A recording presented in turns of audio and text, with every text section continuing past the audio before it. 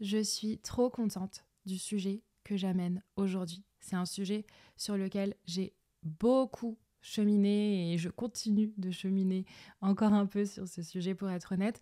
Mais j'avais déjà envie de vous partager mes premières prises de conscience, mes déclics, des partages personnels pour peut-être vous permettre à vous aussi de vous sentir mieux.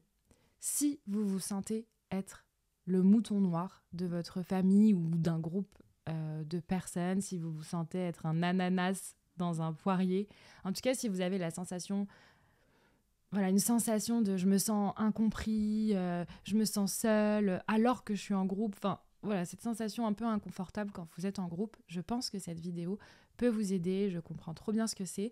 Et moi, j'ai vraiment appris à passer des bons moments avec ma famille, même si on n'a pas les mêmes valeurs. Et c'est vraiment possible. Vous pouvez passer des temps de qualité avec vos proches, même si vous n'avez pas les mêmes valeurs. Et quand je dis pas les mêmes valeurs, je suis pas en train de dire, vous savez, cette expression, des fois on l'utilise, oh je vaux mieux que toi. Non, moi c'est pas comme ça que je l'entends. Là, ce que j'entends, c'est, ce que je veux dire, c'est quand on n'a pas les mêmes valeurs, on n'a pas les mêmes idéologies, on n'a pas les mêmes principes, on n'a pas les mêmes vérités. Par exemple, moi, je suis plutôt quelqu'un de féministe et j'ai beaucoup de machos dans ma famille. Donc ça vient me chercher parfois. Je mange très rarement de la viande parce que j'aime profondément les animaux. Et j'ai un cousin qui a dit ben moi, je m'en fous si les poules n'ont jamais vu la lumière du jour, ça m'est égal. Donc ça vient me chercher. On n'a pas les mêmes valeurs. Et pourtant, j'arrive à passer des temps de qualité avec mes proches et c'est de ça dont j'ai envie de vous parler aujourd'hui. Bien sûr, je ne suis pas en train de dire qu'il faut aimer tout le monde, passer du temps avec tout le monde, c'est pas ce que je suis en train de dire. Il y a des personnes avec qui je n'ai pas envie de passer du temps et je ne passerai pas du temps avec ces personnes. Il y a des personnes avec qui je n'ai pas envie de passer du temps, mais parfois j'y suis forcée. Par exemple, là, avec les fêtes de fin d'année, c'est pour ça que j'ai eu l'élan de vous faire cette vidéo, peut-être que vous allez être forcé de passer du temps avec certaines personnes, même si vous n'en avez pas vraiment envie et que vous n'avez pas les mêmes valeurs. Mais il y a aussi une troisième option, et c'est celle qui me porte le plus, c'est parfois, on aime profondément certaines personnes, mais on n'a pas les mêmes valeurs. Et c'est dur, et ça vient nous chercher, on a envie de passer du temps de qualité avec ces personnes, mais comment on fait à chaque fois qu'on parle d'un certain sujet ? Bref, j'ai envie de vous parler de ça aujourd'hui. Le premier conseil que j'ai envie de vous donner, si jamais vous vous sentez déjà stressé à l'idée de passer du temps avec certaines personnes, si vraiment vous ressentez déjà du stress, c'est de dès maintenant commencer la détente.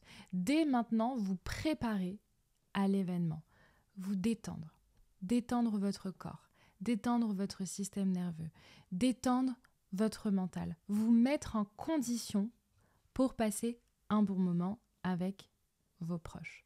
Donc, moi, ce que je vous conseille tout simplement, c'est de ralentir.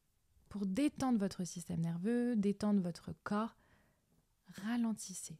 Apprenez à ralentir. Donc ça peut être simplement en respirant consciemment. De temps en temps, prenez des temps de respiration. Prenez des temps de respiration. Faites de la cohérence cardiaque, par exemple. Donc la cohérence cardiaque, c'est respirer, inspirer 5 temps, expirer 5 temps. Vous pouvez faire ça tous les matins ou 3 fois par jour avant de manger, donc avant vos 3 repas. Respirez. Ramenez de la détente dans votre corps. Méditez. J'ai une amie qui a fait un post sur les réseaux, j'ai beaucoup aimé. Elle disait si vous n'avez pas le temps de méditer 30 minutes, voilà ce que je vous conseille. Méditez 1 heure. J'ai adoré son post. Parce que c'est quand on n'a pas le temps de faire certaines choses qu'il faut prendre le temps pour soi, en fait. On est notre priorité. Et vous allez voir que plus votre système nerveux va se sentir détendu, plus vous serez efficace dans vos actions. Plus vous serez présent aux gens en face de vous, et donc pour le thème du jour, plus vous serez présent à votre famille, plus vous serez capable d'apprécier le moment. Donc, respirez consciemment, méditez, allez vous balader dans la nature, faites une chose à la fois. Ralentissez en fait, ne faites pas plein de choses en même temps, ne faites pas hop j'ai fini une activité, je saute sur la prochaine, ralentissez. Il y a quelqu'un qui dit que quand il a un événement très stressant, ce que lui il fait pour se préparer, c'est qu'il ne fait rien.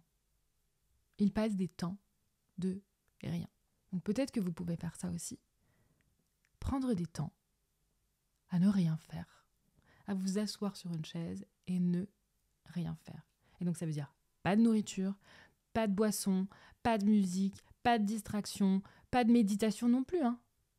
Rien. C'est un exercice hyper challengeant, mais qui nous apprend justement à être, à arrêter de faire. Ça nous apprend la pleine présence. Donc voilà, si c'est quelque chose qui vous stresse, si vous ressentez du stress dès maintenant, mettez-vous en condition. Travaillez votre ancrage, votre posture, votre sérénité dès maintenant. Et si vous avez besoin, prenez une séance avec moi. Je fais des séances à l'unité justement pour vous permettre de vous préparer à certains événements stressants, que ce soit une séance de coaching ou une séance EFT. Le EFT est hyper puissant justement pour nous permettre de nous détendre, de nous ancrer, de nous recentrer. Donc n'hésitez pas à réserver le créneau qui vous convient sur le lien que je vous mets dans la description, si vous en avez envie. Et donc maintenant vous êtes à l'événement avec tous vos proches. Et donc comment passer de super moments, même si vous n'avez pas les mêmes valeurs qu'eux. Là, en fait, je vais me baser sur un vécu personnel. Il y a quelques années, j'ai passé 10 jours avec ma famille, la famille du côté de ma mère. On était une vingtaine pendant 10 jours et ces vacances m'ont énormément appris. Énormément. Et c'est sur ça que je me base aujourd'hui pour vous apporter des pistes de réflexion, des idées pour passer des bons moments avec vos proches, même si vous sentez que vous n'avez pas les mêmes vérités. Donc ça va être un peu philosophique pour le reste de la vidéo, mais c'est quand même concret, vous allez voir.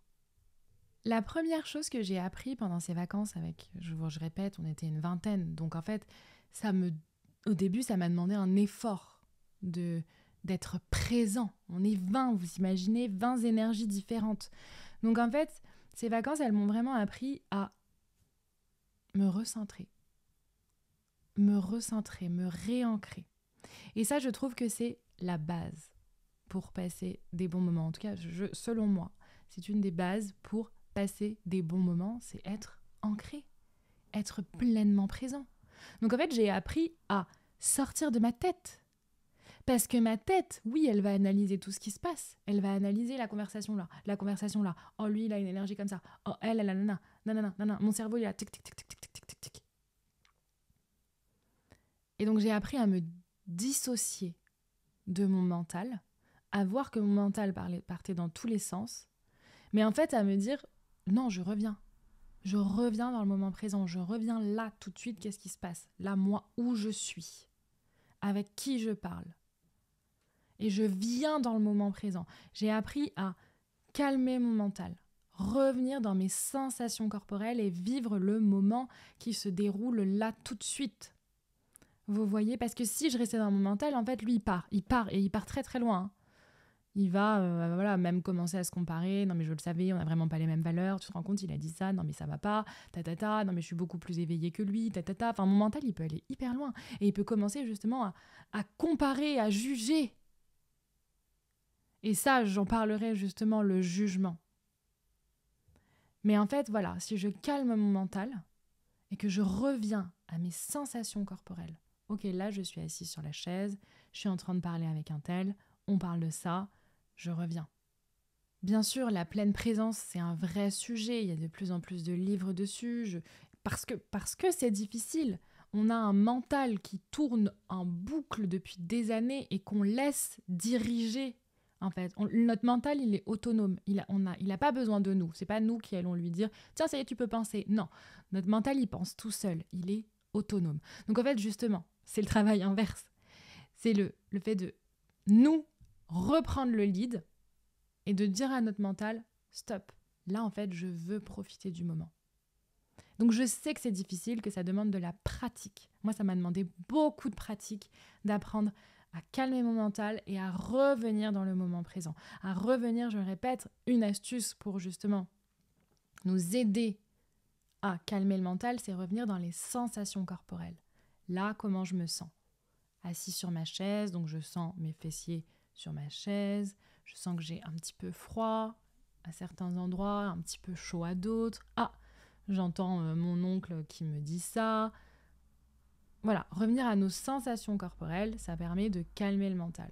Et peut-être qu'on va devoir faire ça, peut-être, c'est quand on l'a laissé notre mental driver pendant longtemps, ça demande beaucoup de pratique. Donc au début, je faisais ça, cet exercice de revenir dans mes sensations corporelles, mais plusieurs fois par minute.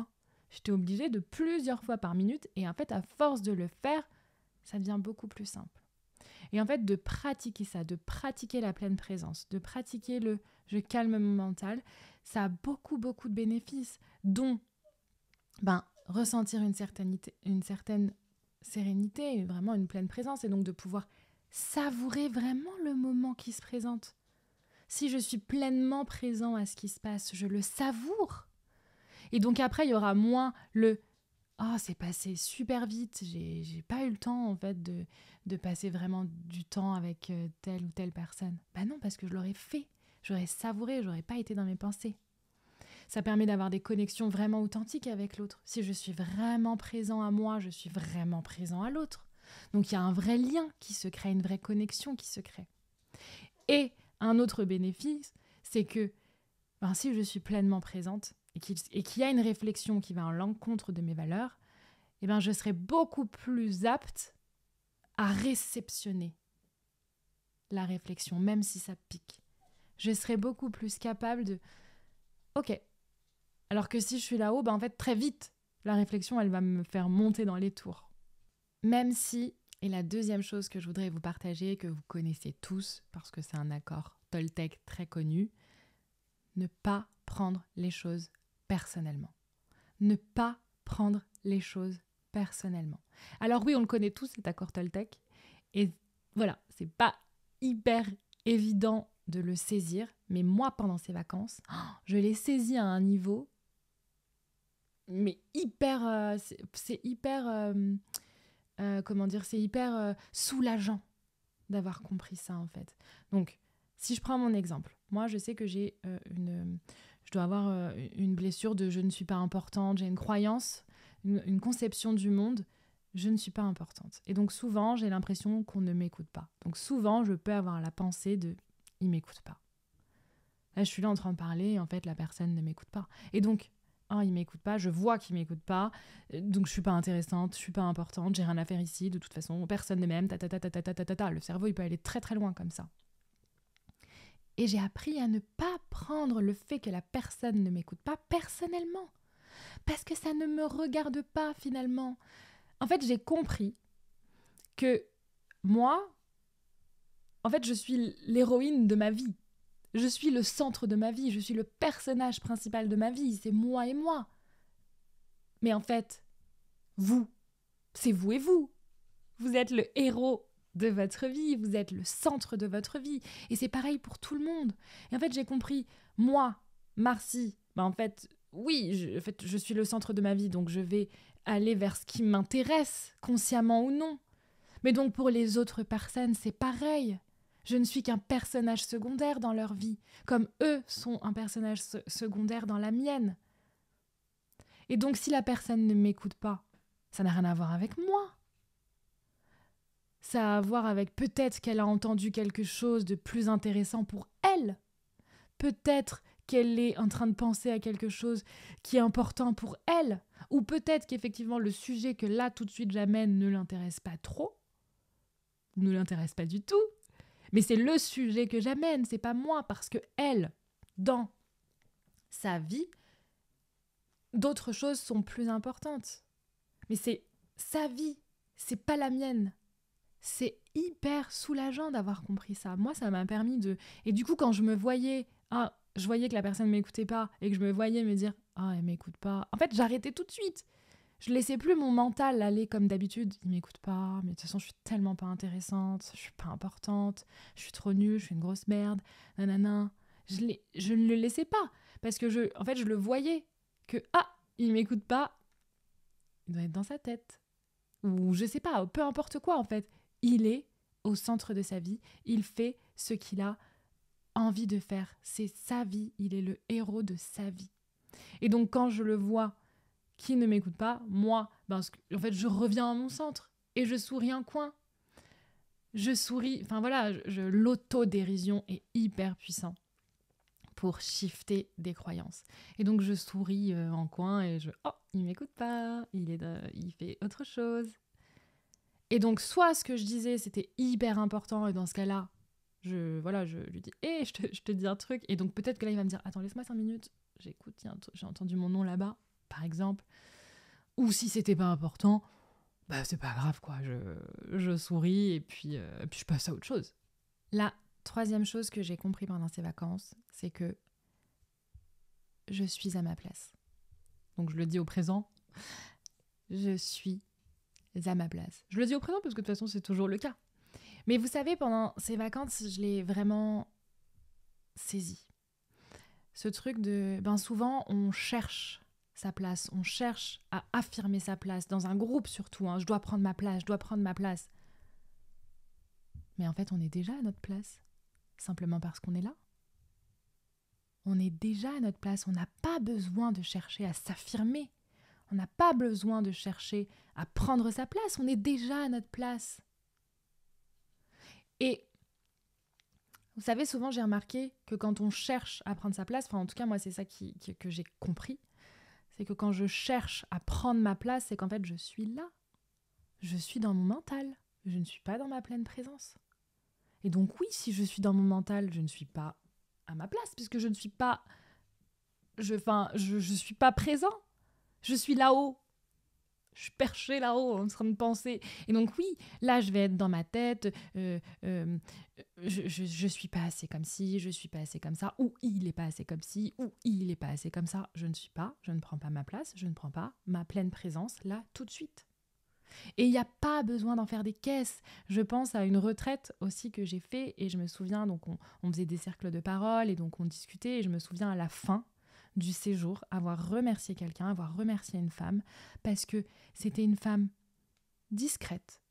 C'est-à-dire discrète dans le sens où elle n'avait pas besoin de se raconter, elle n'avait pas besoin de prendre la parole souvent, mais elle était là. Elle était là et sa présence nous faisait à tous beaucoup de bien. Et donc je me souviens avoir dit à cette femme « Merci, parce que tu m'as fait comprendre qu'on peut être présent sans forcément, ça me donne de l'émotion rien que d'en parler, sans forcément avoir à se montrer en fait. Parce que moi je pouvais avoir ce truc de qu'est-ce que je pourrais dire là ? Quelle blague je pourrais faire ? Qu'est-ce que je pourrais dire pour qu'on m'entende ? Pour que je sois présente, pour que je sois là ? Mais pas besoin. Pas besoin, je suis déjà à ma place. Et je le suis encore plus si je suis dans mon corps, si je suis ancrée, si je suis pleinement présent et non dans ma tête en train de réfléchir. Vous voyez ce que je veux dire ? Parce que, et ça ce sera justement la quatrième chose que j'aimerais... Oh, un écureuil ! La quatrième chose que j'ai appris, c'est à ne plus juger. En tout cas, le moins possible. Parce que notre mental jugera toujours. Notre mental, je répète, il est autonome. Il a des milliers de pensées par jour. Et certaines de ces pensées sont le jugement. Notre mental, l'une de ses missions, c'est de juger, de comparer. Donc il le fera toujours. Donc en fait, c'est à nous, en travaillant notre pleine présence, on va se voir juger. On va voir le jugement et donc on va prendre de la hauteur par rapport à ça et ne plus vraiment juger. Être capable de faire un pas de recul, vous savez, parce qu'on est tous différents. On est tous différents. Et donc si je laisse mon mental juger, oui, je vais commencer à avoir des pensées comme « elle est tellement plus intelligente que moi ». Et donc là, je vais rentrer dans des pensées d'auto-sabotage vis-à-vis de moi. Ou l'inverse. Je peux avoir des pensées comme je suis nettement plus éveillée, hein. Mais ça veut dire quoi? En fait, oui, je suis formée aux émotions, donc bien sûr que je connais comment vivre nos émotions. C'est facile de juger la personne qui n'est pas formée aux émotions. Mais si on est capable de voir que on est tous différents. Donc moi, ouais, j'ai des connaissances sur les émotions. Donc plutôt que de juger cette personne que ouh, là en fait, c'est pas la bonne émotion. Ben, peut-être qu'on peut discuter. Mais ouais, peut-être que je suis avancée par rapport aux émotions, peut-être. Et peut-être que cette personne, elle est largement avancée par rapport aux finances, par exemple, par rapport à l'argent. N'est-ce pas, Marcy? Et donc si on arrête de juger, eh ben peut-être qu'on peut faire un échange, peut-être qu'on peut faire un partage. On est tous différents. Et donc oui, il y a des sujets où on est plus avancé que d'autres, mais il y a des sujets où on est plus éloigné que d'autres, en fait. Finalement, ça s'équilibre. Si on arrête de juger, en fait, on est tous équilibrés. Mais oui, effectivement, on n'aura pas toujours les mêmes valeurs. Et donc, oui, bien sûr que si on n'a pas les mêmes valeurs, ça peut venir nous chercher. Par exemple, mon cousin qui dit que lui, il s'en fout si les poules n'ont jamais vu la lumière du jour. Bien sûr que ça vient me toucher. Ça vient profondément me toucher, ce genre de sujet. Mais donc j'ai le choix. Je peux effectivement avoir une conversation avec la personne et on a le droit de ne pas être d'accord. J'ai le droit de ne pas être d'accord avec vous. Vous avez le droit de ne pas être d'accord avec moi. Le monde ne va pas s'arrêter de tourner de toute façon. Et c'est pas à moi de... Enfin, j'ai mes vérités et c'est pas... Enfin, je n'ai pas à vous imposer mes vérités, en fait. J'ai compris ça. J'ai pas à imposer mes vérités aux autres. Mais je peux quand même si, admettons, je décide de ne rien dire à mon cousin, c'est ce que j'ai décidé parce que je sais que parfois, il y a des débats que j'ai pas envie d'avoir. Je préfère protéger mon énergie et ça ne veut pas dire que je ne respecte pas mes valeurs. Donc je peux choisir de rester silencieuse et de quand même chérir mes valeurs et de quand même me dire que ce sont mes valeurs. C'est mes valeurs, je les aime, c'est mes vérités. Je les chéris quand même si là, tout de suite, je décide de ne pas réagir. Et en fait, je vais militer, entre guillemets, je ne suis pas une grande militante, mais ce que je veux dire, c'est que je vais partager mes valeurs à des endroits où l'élan y est, à des endroits où je sais que ça va être reçu, que ça va être écouté, et je crois aussi à l'effet boule de neige. Donc, par exemple, peut-être que je vais partager mes valeurs à un endroit, et ça va être repartagé, et peut-être que mon cousin va l'entendre, et que d'une autre personne, bim, ça va être beaucoup mieux réceptionné que si c'était moi qui l'avais dit. Peut-être, je ne sais pas, mais je crois à cet effet boule de neige. Et parfois, je crois aussi que mes valeurs, parfois la meilleure façon de les protéger, c'est de me taire. Et en fait, moi, de rester bien assise, bien ancrée avec elles. Et puis, peut-être que je passerai un bon moment avec mon cousin à jouer à un jeu de société plus tard. Vous voyez ? J'ai aussi appris à, j'ai envie de dire, compartimenter. C'est-à-dire que, là, il y a quelque chose qui m'a... ok. Mais après, je vis le moment présent, en fait. Donc, si après, la suite de la soirée, c'est on joue à un jeu de société, je vis le moment présent. Donc, dans le moment présent, il n'y a plus cette réflexion. Dans le moment présent, c'est time's up et je donne tout pour gagner. Ça ne veut pas dire que j'ai renié mon émotion. Peut-être qu'entre-temps, je suis allée faire une séance EFT aux toilettes.